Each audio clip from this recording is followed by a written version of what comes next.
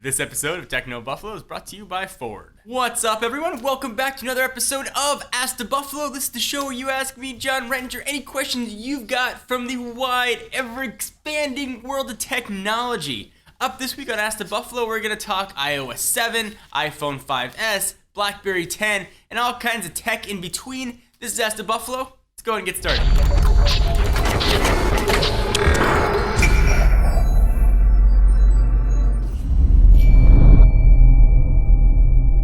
Our first user, Tyler Bertricia, wants to ask, or Bertricka, one of those. John, I was wondering what you expect to come out of iOS 7 under new management. Do you think major changes will be incremental or come out altogether? Here's what I'm thinking for iOS 7. Work on iOS 7 probably started long before iOS 6 was even released. So do I think iOS 7 is going to be the big Johnny Ive version of iOS? The answer is probably not. I would probably see that in iOS 8.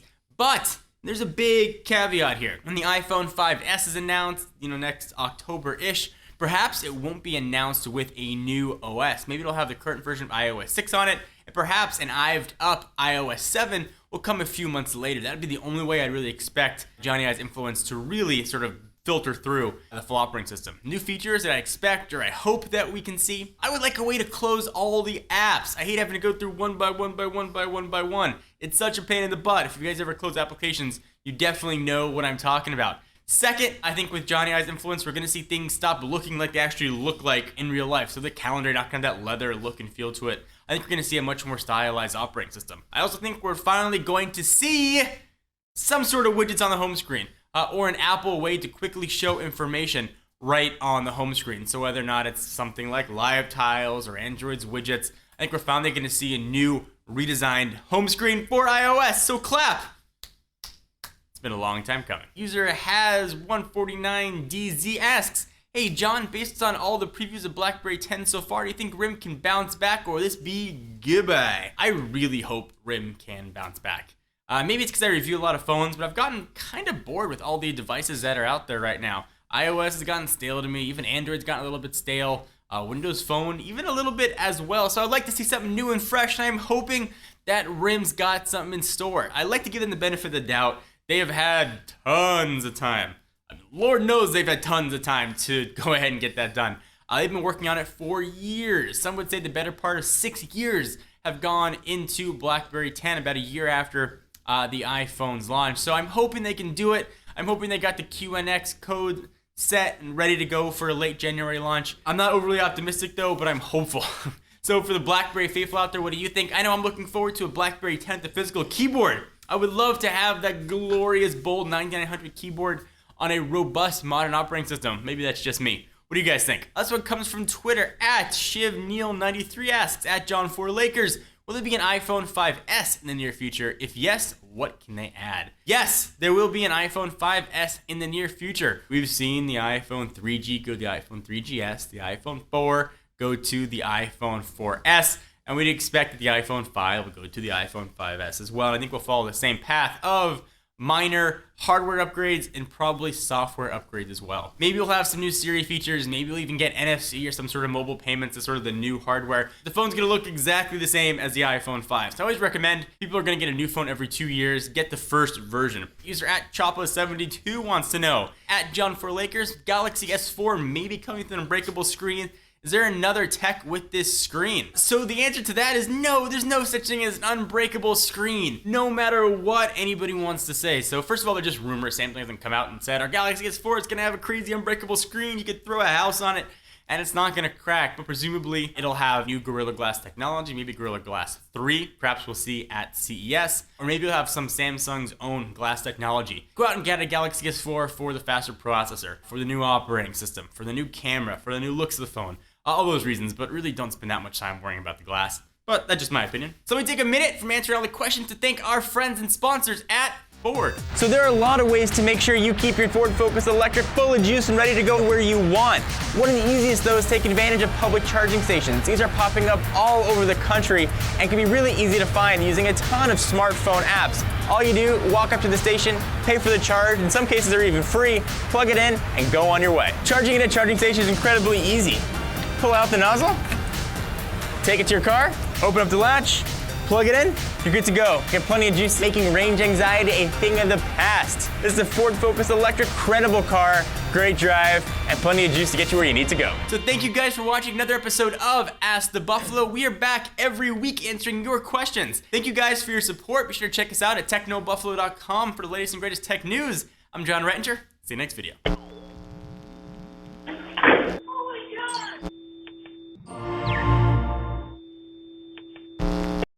What is up, guys? Jacob or By Night here, and today I have a pretty exciting video to release because I'm going to be covering the Samsung Galaxy S4.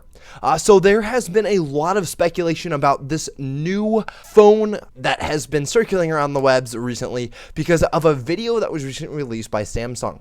So Samsung released a teaser video hinting at the company's plans for an upcoming consumer electronics show in January of 2013, promising something new for its fans of its products. Now, sadly, the company's short video, which I'll show in a few seconds, available on YouTube, but you can just watch it in this video as well, is somewhat short on details and heavy on marketing. But it seems likely that the company is planning to use the event to unveil a next-generation Android device, most probably the Galaxy S4. Now, because I'm guessing you guys are curious and most of you have not seen this video yet, I'll show it now.